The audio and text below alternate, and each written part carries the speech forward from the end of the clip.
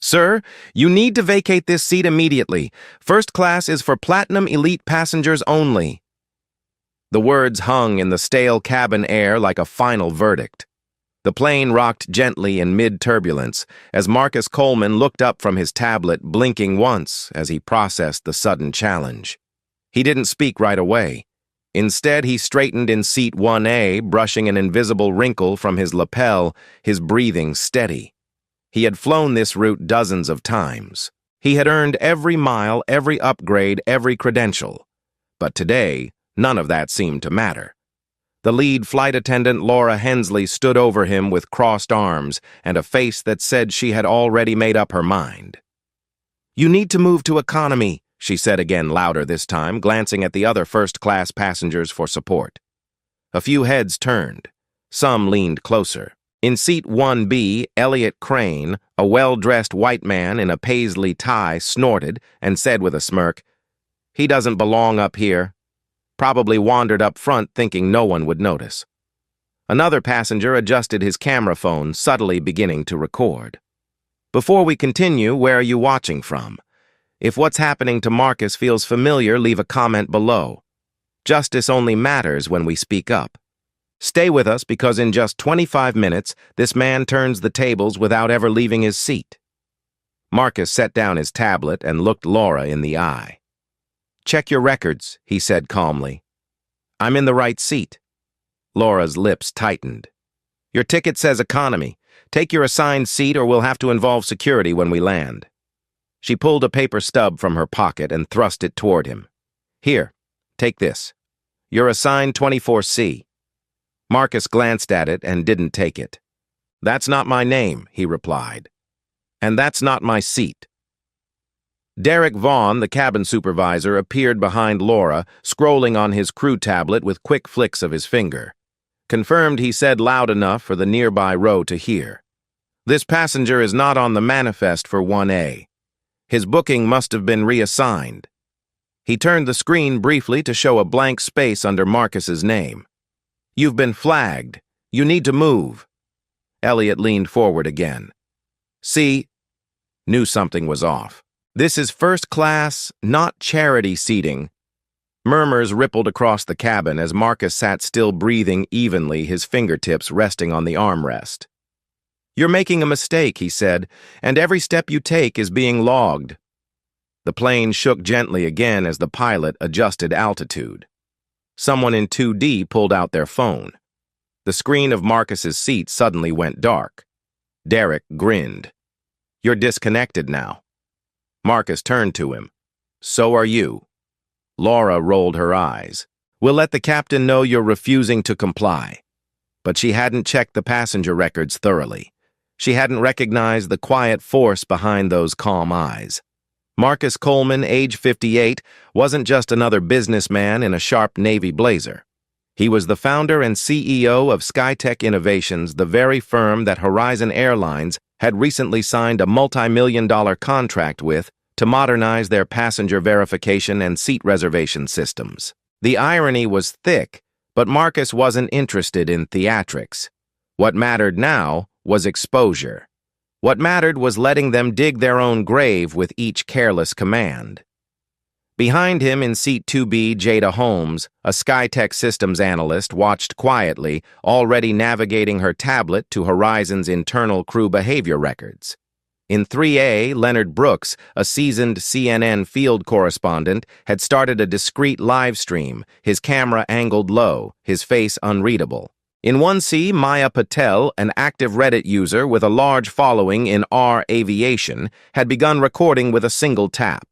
In the economy cabin, Nia Carter, SkyTech's head legal advisor, was texting Marcus updates from the system logs. Derek just posted on crew chat, "Unauthorized in 1A. I'm tracking everything."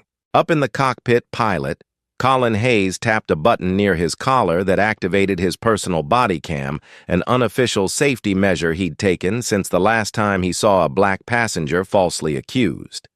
And on the other end of a private satellite line, Horizon Airlines COO Sarah Miles picked up her phone with a puzzled voice.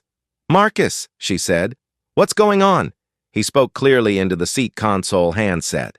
"Sarah, I want you to pull up Laura Hensley's file, specifically past passenger interactions. There was a pause. Then Sarah's voice returned hushed and troubled. 2 documented complaints, both racial bias. One filed internally, one external. Never disciplined. I'm flagging this now. Marcus ended the call and looked at Laura without a hint of a smile. You might want to prepare a statement, he said. I don't think your supervisors are going to back you up much longer. Jada's tablet pinged with confirmation. Laura's record was loaded. Derek's recent system changes were visible, and Patricia Lowe, the in-flight manager, was listed as recently locking Marcus's profile without cause. Jada sent a quiet text to Marcus. Everything's here. You're clear. She's not. Marcus nodded. The cabin rumbled again, but it wasn't just the engines now. The tension was shifting. People sensed something was unfolding beyond a seating dispute. Maya Patel looked up from her phone and said aloud, just loud enough to carry, "This man's not causing a scene. He's being targeted." A few passengers murmured. Elliot scoffed. "He's overreacting. Just take the damn economy seat." Derek looked toward Laura. "Want me to print a removal notice?" Laura nodded. "Do it." Marcus raised his voice not in anger but with conviction. "Do that and you'll be explaining it on every major network before we land." It was already too late. The footage was uploading. The stream had crossed 50,000 viewers, and Jada had just entered a SkyTech override code that granted them access to crew directives quietly stored in Horizon's training app. One line caught her attention. Prioritize elite appearance profiles when resolving conflicts. It was tagged active. She looked up stunned. "Marcus," she whispered. "I found the trigger." He didn't look away from Laura. "Send it, because in 25 minutes justice wouldn't just be spoken, it would be automated." The cabin lights dimmed slightly as turbulence persisted, but the tension brewing in first class had nothing to do with the weather. Laura Hensley returned to the front row with a new strategy, this time with the microphone in her hand. She clicked it on, cleared her throat, and addressed the entire cabin in an even tone that barely masked the panic behind it. "Ladies and gentlemen, we're addressing a security concern in the forward cabin. Please remain seated and refrain from recording or engaging." The announcement dropped like a stone in water. Conversations halted. Heads turned. Derek Vaughn, already seated at the jump seat nearby, tapped into the crew app again and publicly flagged Marcus Coleman's seat as compromised. His caption read, "Potential risk in 1A. No confirmed ID match." In the row ahead, Elliot Crane shot Marcus a disgusted look, stood up despite the fastened seatbelt sign, and shoved Marcus's shoulder. "You heard her," he barked. "This is about our safety. Horizon's just protecting us." Marcus stayed seated, his jaw tight but his voice level. "Touch me again," he said, "and I promise your name will be known for all the wrong reasons." Maya Patel, who had stayed silent until now, stood as well, her voice strong and pointed. "Where's the evidence?" she asked. "You're accusing this man of what exactly?" Derek snapped his head toward her. "Ma'am, I need you to sit down immediately." Passengers, now visibly anxious from the turbulence and the rising tension, began to murmur louder. "Remove him," someone said. "Why are they letting this continue? Why is he resisting?" Marcus looked straight ahead and spoke to no one in particular. "This is criminal slander." Laura didn't flinch. She turned to Derek and whispered something unintelligible, and moments later, Derek tapped a new command into the app. Marcus's reservation was now marked restricted. The screen at 1A blinked and shut down again. Derek leaned in. "You're not staying here," he said coldly. "Your record's locked. You've been removed from the manifest." Patricia Lowe, the in-flight manager who had been watching from a few rows back, stepped forward and whispered to Laura, "He's a problem. Do it now." With a simple click on her tablet, Patricia locked Marcus's Skyflyer profile using their satellite link. A chime rang in the cabin. Marcus, now glancing calmly between them, said, "You're all exposed and you don't even realize it." Elliot turned to the cabin. "Come on, folks. Who wants this guy up here?" He laughed and pointed. "First class isn't a shelter. Horizon's for elites." Derek, emboldened, approached with a folded sheet of paper in hand. "Mr. Coleman, this is your formal removal notice. You're to move to the economy section immediately or face legal consequences." Phones lit up. Screens glowed. Marcus didn't touch the paper. Instead, he glanced down at his smartwatch. "This is being documented," he said. "All of it." Then came a quiet moment of memory, Marcus's mind clear. Despite the storm around him, flashed back to a conference in 2011 where a boardroom of white investors told him SkyTech would never win FAA contracts because aviation is about legacy, not disruption. That was the day he began designing SkyTech's proprietary conflict tracking system, and it was running now. In the cockpit, Colin Hayes adjusted his headset and checked a secondary feed he had just overheard Patricia, via a mistakenly open crew channel, mutter, "Older black men like him never fit right in first class." Colin blinked. Then he reached for his phone and quietly texted the quote to Maya Patel in 1C. Her eyes widened as she read the message. She looked over at Leonard Brooks, who nodded silently. He had captured Patricia's voice, too, from his live stream in Seat 3A. "We've got it," he whispered. "We have the motive."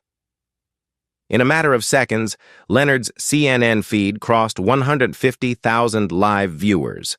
The headline beneath the video read, "Bias in the Sky Horizon Passenger Faces Allegations with No Proof." In her seat, Maya was already typing. She opened Reddit and dropped the first explosive post in R Aviation, attaching a screenshot of Patricia's directive, which Jada had quietly sent her prioritize elite appearance profiles when resolving seat conflicts. She wrote, "I'm on Horizon Flight 227. Black man in 1A being humiliated no reason. Crew is lying. They have a protocol targeting passengers by looks. We have proof." She signed off with hashtag Horizon Bias. In less than 2 minutes, her post hit the front page. 5 minutes later, it had 500,000 upvotes. The comments section exploded unreal. "Sue them. Boycott Horizon." Screenshots spread to Twitter and Facebook. Jada, still silent in 2B, activated SkyTech's internal mirroring tool, capturing every input from the crew tablets in real time. She whispered to Marcus, "The directive is active. I just found Patricia's override code." Marcus gave a slow nod, then adjusted the collar of his blazer. The murmurs in the cabin grew louder. Someone stood in the aisle. "You're not throwing him out," the man said. "This is wrong." Patricia appeared again and began ordering passengers to sit, yelling phones down, all of them. "This is confidential." But no one listened. Screens lit up everywhere now. Leonard's CNN feed had crossed 300,000 live. NBC's onboard crew in 4A began setting up a proper camera. A child in 2C whispered, "Daddy, are they bullying that man?" Derek's face was red. "That Reddit post is fake," he shouted. Patricia gritted her teeth and turned to Laura. "Confiscate the phones. I don't care how." But she didn't move. She had seen the same thing everyone else had. The entire cabin, first-class economy, and beyond was watching. And the world was watching with them. The air inside the first-class cabin had become thick with noise tension and digital heat.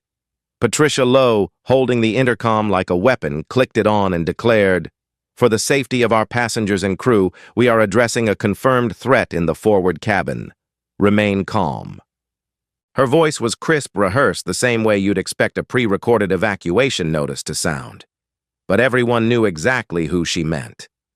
Elliot Crane, never one to miss a performance, stood up, snatched a drink coaster from the service tray, and flung it at Marcus Coleman's chest with a sneer. "This seat's not yours. You were never supposed to be here," he said loud enough for every aisle to hear. The coaster bounced harmlessly off Marcus's navy blazer, landing face down beside his tablet. Marcus didn't move. He picked it up, placed it back on the tray, and said, "What you just did will follow you longer than this flight." But Derek Vaughn wasn't done. From the galley, he grinned, tapped a new command into the crew app, and said coldly, "You're officially erased." A quiet beep followed. Marcus's name disappeared from the flight manifest entirely. Passengers gasped. One muttered, Did he just wipe the guy out of the system? Leonard Brooks, still streaming from 3A, zoomed in on the app screen as it flashed red. NBC's onboard producer in 4A whispered into her mic, "We're staying on this. Do not cut." Laura Hensley watched her face tightening as the consequences caught up with the lies.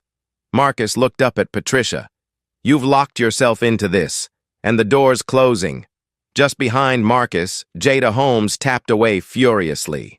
"They've overwritten your profile," she whispered. "But I've already mirrored the code. We can flip this." In the distance, Colin Hayes sent a silent cockpit transmission he had just recorded Patricia calling Marcus an image risk. Her words, sourced straight from her headset, were already uploading to a secure drive. Elliot turned again and shouted to the whole cabin, "How much longer are we going to let this guy play victim? This is first class." "It's for people who built something, not for someone who stumbled in." Marcus blinked once. "You want to talk about building something," he said softly. "I've spent 30 years building what you're about to see fall apart." For a moment, time stilled. The screens flickered once more as turbulence rolled through the cabin like a slow wave. In his mind, Marcus was back in a New York boardroom 12 years ago, surrounded by executives who dismissed him. "Aviation belongs to institutions," one had said. "You're not one of them." That same week, Skytech Innovations was born from his home office, funded on personal savings and a promise to his late father. Marcus had sworn then that no system would ever erase someone like him again. And now the time had come to make good on that vow. He reached down, pulled a slim Skytech USB from his briefcase, and handed it backward to Leonard Brooks without turning. "Get this to CNN," he said. "It's time." Derek lunged forward to intercept, but Leonard already had it in his grip. In seat 2B, Jada pulled out her own secondary device and began uploading from Skytech's secured satellite channel. "Just in case. Backups on the way," she said. "We're taking their filter algorithm public." In the aisle, passengers whispered, "Did he just say CNN? Is he leaking something?" Patricia caught on. "Stop them," she barked at Laura. "Shut this down now." But Laura didn't move. She'd seen enough. 10 rows back, Nia Carter's phone pinged. "CNN online," the message read. "Uploading now." In 3A, Leonard opened the USB and launched the file Horizon Internal Filtering Protocol, PDF. The document was horrifying. A coded algorithm that factored race, age, and attire into automatic seat validation checks. Tags like Profile Mismatch Risk Appearance Level 2 recommend reassignment. Within 2 minutes, the file hit CNN. Under the headline, "Exclusive Horizon's internal system penalizes passengers based on appearance." On screen, the anchor's voice cracked through, "This just in, CNN has obtained verified documents showing Horizon Airlines uses an internal algorithm to suppress seating rights for certain passengers. We're learning more about a man currently on board who may have triggered this by simply sitting in his assigned seat." Comments flooded in. "This is outrageous. Systemic profiling on a plane." He warned them. Within 8 minutes, the page hit 10 million views. Jada, still working in the seat behind Marcus, piped the CNN stream directly into the cabin via the in-seat screens, overriding the previous flight info. One by one, passengers turned to see a CNN graphic labeled "Horizon's Biased Algorithm, The Breakdown." Patricia's face turned pale. Derek stood frozen. Elliot backed away toward 1C, muttering, "This can't be real." But it was. The numbers were real. The code was real. The system was exposed. NBC's camera turned its full attention to Marcus, who hadn't moved from his seat in 1A. He picked up his tablet, refreshed the feed, and saw the headline for himself. A quiet vibration buzzed on his wrist. It was Nia. Her message, "He just opened an investigation. You're clear to proceed." He typed back, "Shut it down." Jada leaned forward. "You sure?" He nodded once. "Kill switch protocol." She tapped the icon on her dashboard Skytech console. "Command ready." Leonard looked at Marcus.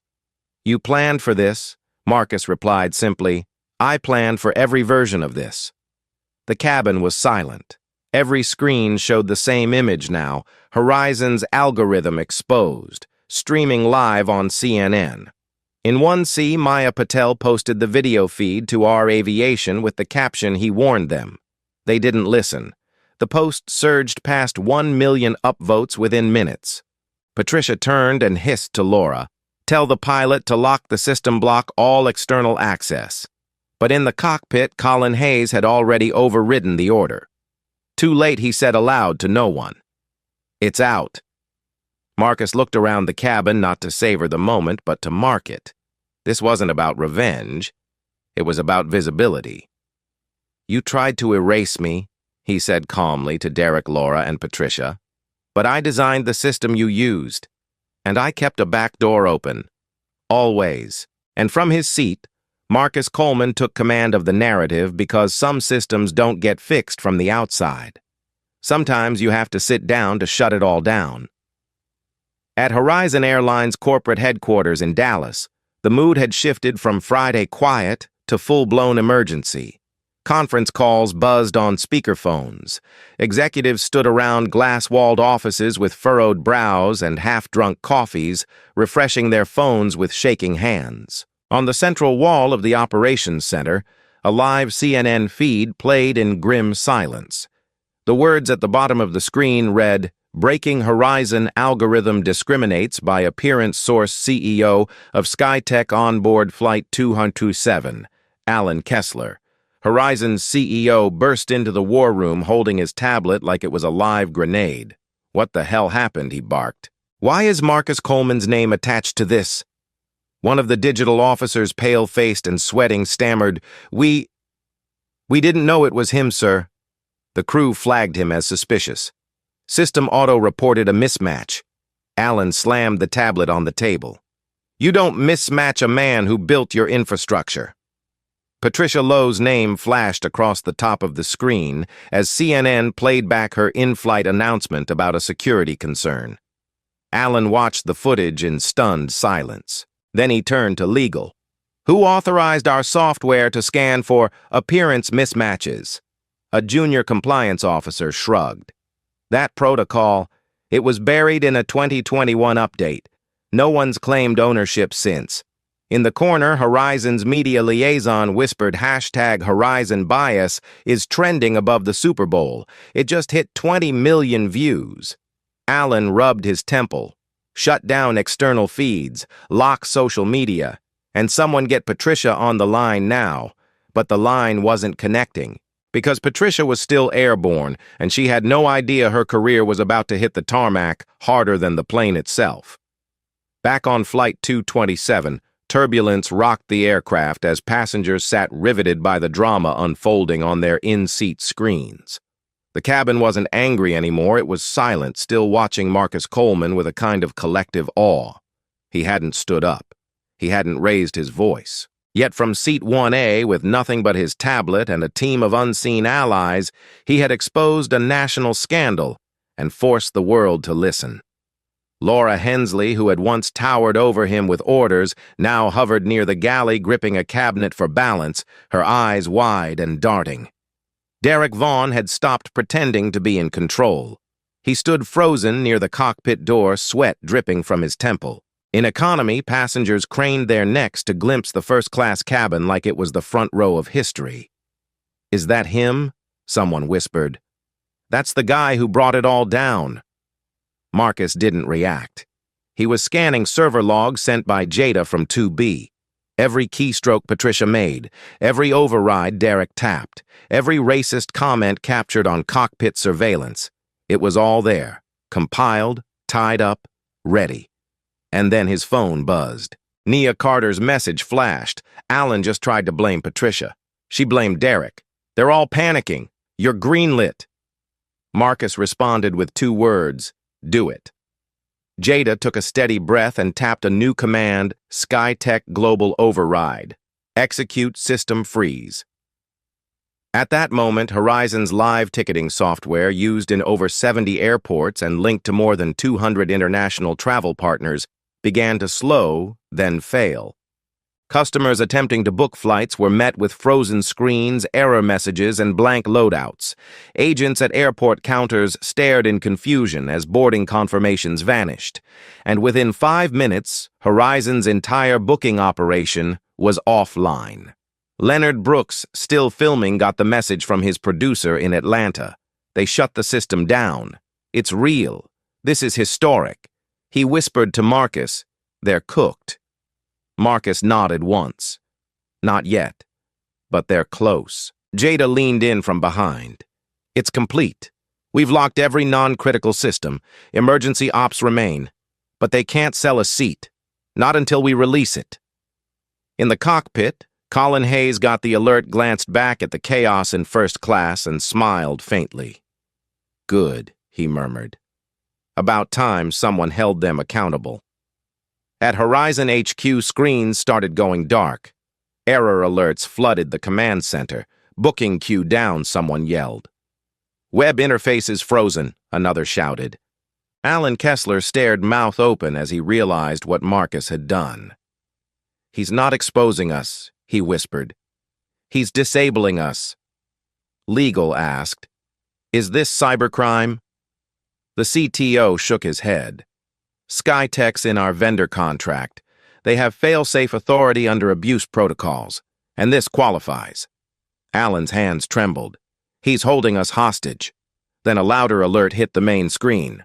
Forbes. Breaking news: Marcus Coleman shuts down Horizon booking system, mid-flight airline accused of systemic discrimination. The article included Jada's screenshots, Maya Patel's Reddit post, and links to the full CNN leak. A quote from Marcus appeared in bold: "I didn't want to crash their system. I wanted to hold up a mirror. This is what happens when you design injustice into the code." The comms team dropped their phones. The legal team stood in stunned silence. Alan whispered, "We're finished." Onboard Derek tried one last time to recover control. "We can fix this," he told Patricia, whose hands trembled as she stared at her now disabled crew tablet. Maybe we can tell Marcus it was a system glitch, but she didn't reply, because her tablet had just rebooted with a new screen, one she hadn't seen before. It read, "System override initiated by Skytech Command, M. Coleman." Below it, a message pulsed, "Terminate access." She tapped it instinctively, and the screen blinked off permanently. From seat 1A, Marcus turned to her, calm, composed. "That was your last input." And then his eyes lifted to the cabin as a new notification flashed across every screen: "System suspended, pending compliance review." Marcus picked up his tablet, typed a final line into the command log, and sent it to Nia. "Now we talk terms." She replied instantly. "Forbes just hit 5 million shares. They're calling it a digital mutiny. You're trending worldwide." He set the tablet down and folded his hands. Around him, first-class passengers, once silent, complicit, indifferent, were now witnesses. No one reached for champagne. No one complained about service. They watched a man wronged in silence rewrite the rules mid-air. The plane flew on steady and smooth now, but for Horizon Airlines, the ground had already begun to fall away. At cruising altitude, with the booking system suspended and CNN streaming live to every seat screen, the cabin of Flight 227 had gone quiet, not the silence of fear, but of realization.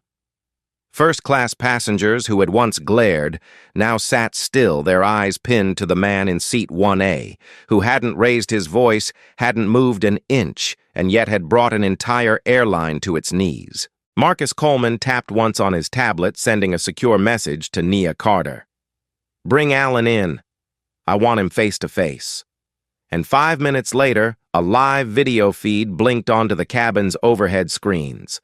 There, in a boardroom back in Dallas, stood Alan Kessler, tie loosened, face pale, flanked by 2 Horizon attorneys and 1 visibly shaken PR rep. He cleared his throat. "Marcus," he began, his voice strained, "we're asking you to restore the system. This has become a crisis beyond your personal case." Marcus didn't blink. "Your crisis began the moment your crew decided my presence was a threat. I'm here to resolve it, but I do so on my terms. Alan tried to recover. We're prepared to issue a formal apology and investigate the matter fully. Marcus looked down at the list on his screen and read aloud without emotion. Fire Laura Hensley. Fire Derek Vaughn. Fire Patricia Lowe. Ban Elliot Crane from future flights. Acknowledge your algorithmic bias publicly. Then we talk about restoring your system. The attorneys murmured off-screen. Patricia, watching the screen from the galley, staggered back a step, her face flushed. He can't do this, she whispered. But the crew tablets were still locked, still flashing Marcus's override. They could do nothing but watch. Alan swallowed hard. We'll need a moment to confirm termination protocols. Marcus raised one brow. You don't have a moment. Your booking loss is just past $14 million. Every minute is a mile deeper. Derek, arms folded and jaw clenched, shook his head. This is a setup. You people and your... He stopped himself, realizing too late the entire plane was listening. Leonard Brooks's CNN stream was now echoing that moment to viewers across the country. Laura tried to step forward. I didn't mean harm. I was just doing my job.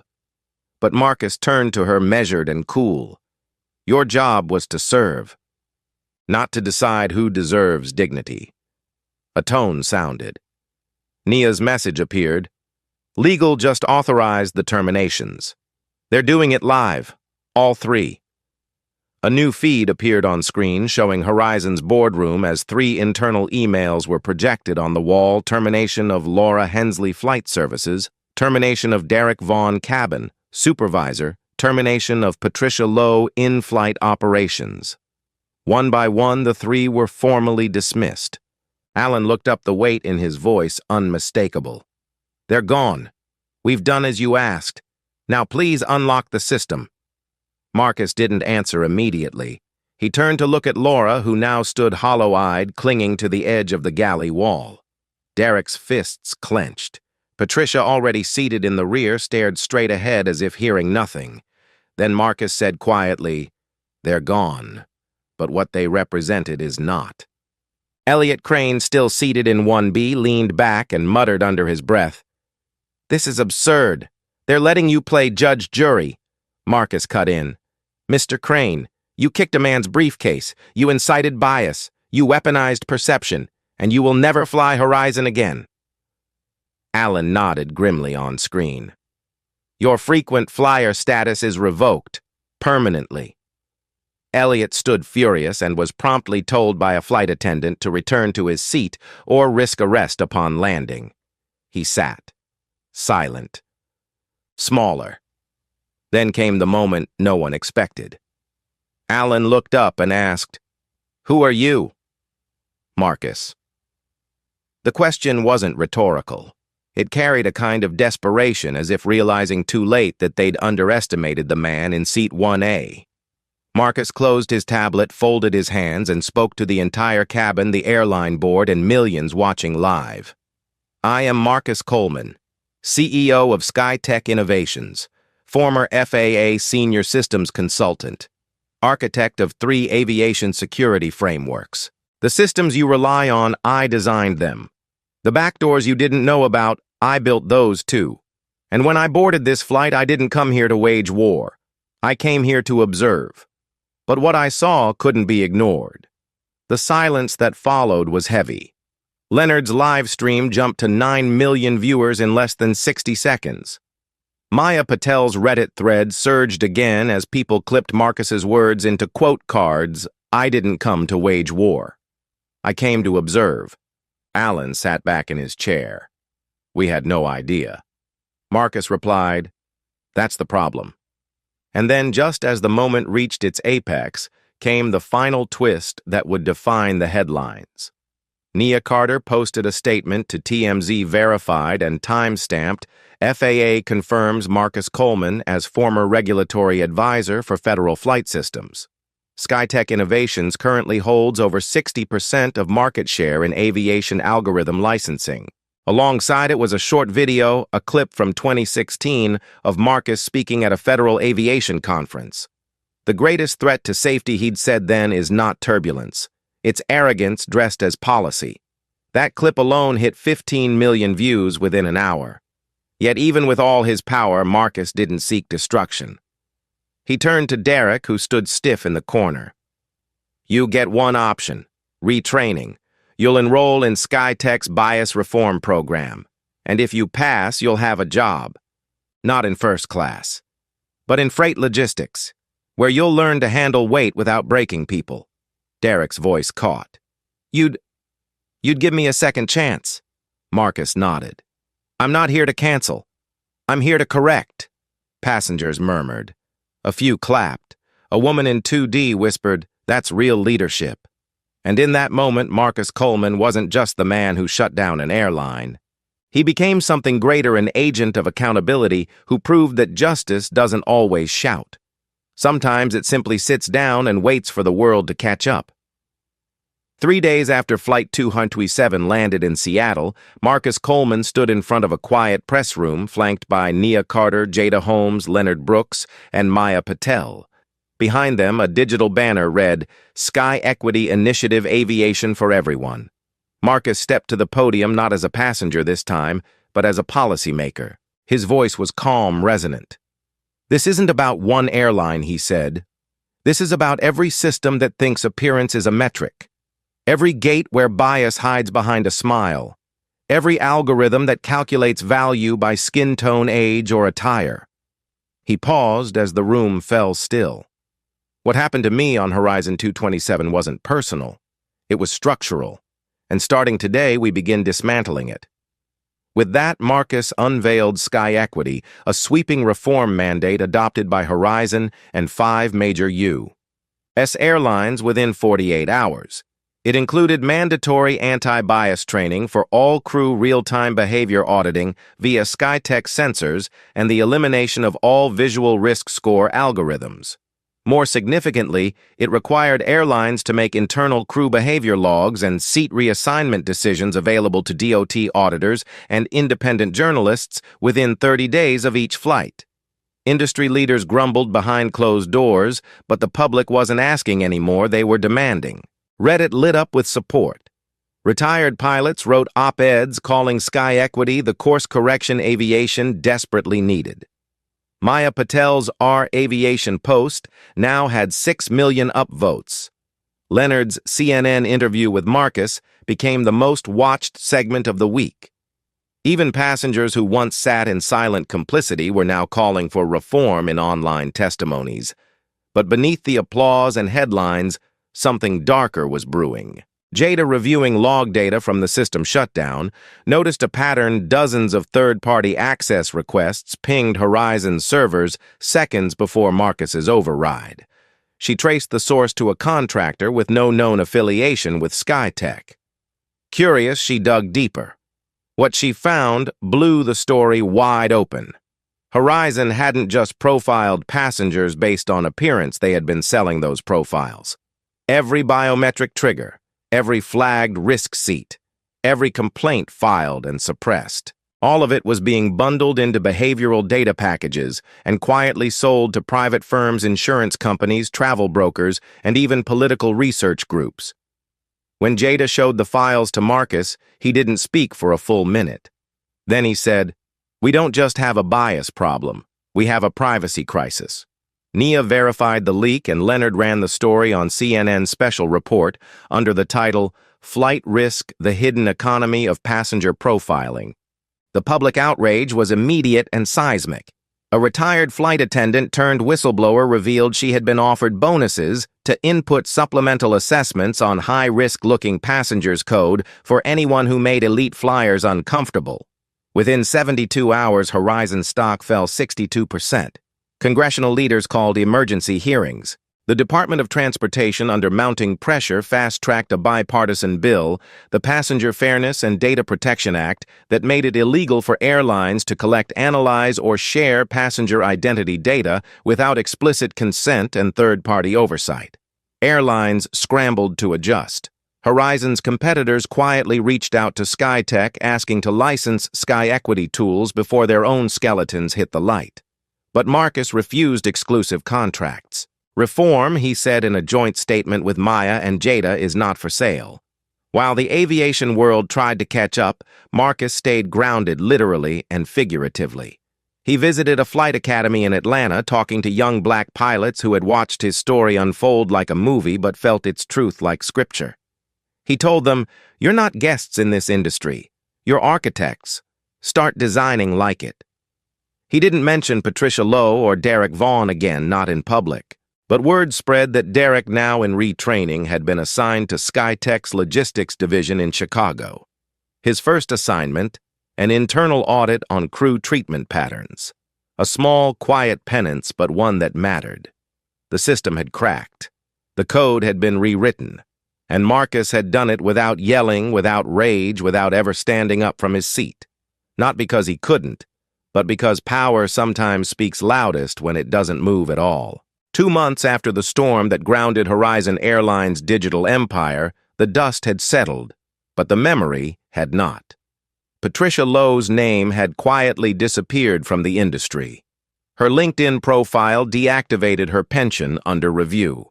Last anyone saw, she was working at a private charter company in Reno filing invoices under a new department title Operations Support. Laura Hensley had taken a job at a hotel in Oklahoma City, folding towels behind closed doors. Guests never saw her. Her silence had grown louder than any broadcast. As for Elliot Crane, his name had been removed from every Horizon database. The company released a vague statement citing customer conduct violations, but the real sentence came from the court of public perception. His corporate speaking invitations dried up. His board memberships quietly ended. A once proud executive reduced to an online footnote beneath Reddit threads and grainy TMZ clips. None of them apologized publicly. None had to. The world had already seen them in action. But justice wasn't the full measure of the moment, because Marcus Coleman didn't believe in ruin for its own sake. He believed in accountability with a door still open if someone chose to walk through it. And one person did. Derek Vaughn. Assigned to Skytech's logistics office in Chicago, Derek showed up on time, took notes during retraining, and never once asked for special treatment. He sat in the back, studied hard, and when asked why he gave the same answer every time, "Because someone gave me another shot." One Friday morning, Marcus visited the site unannounced. He stood in the break room quietly as Derek wrapped up a workshop on conflict resolution. The room clapped.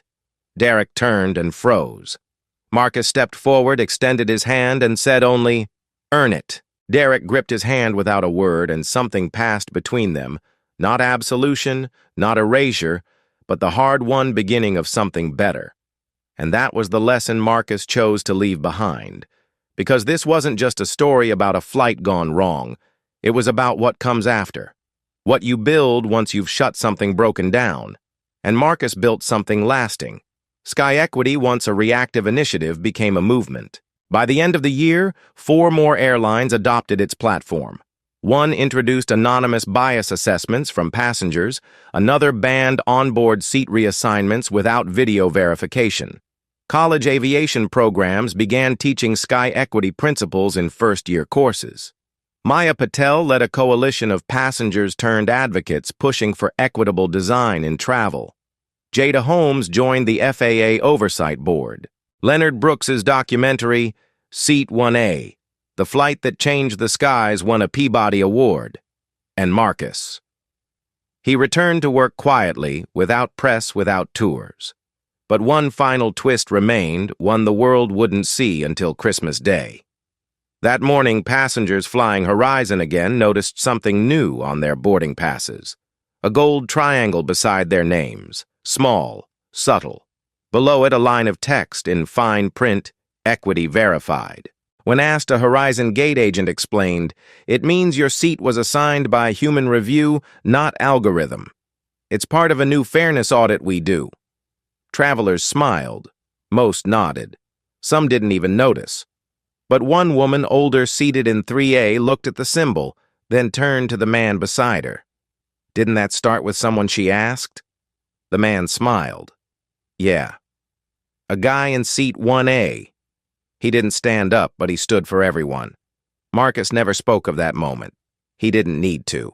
The skies had changed. The code had been rewritten.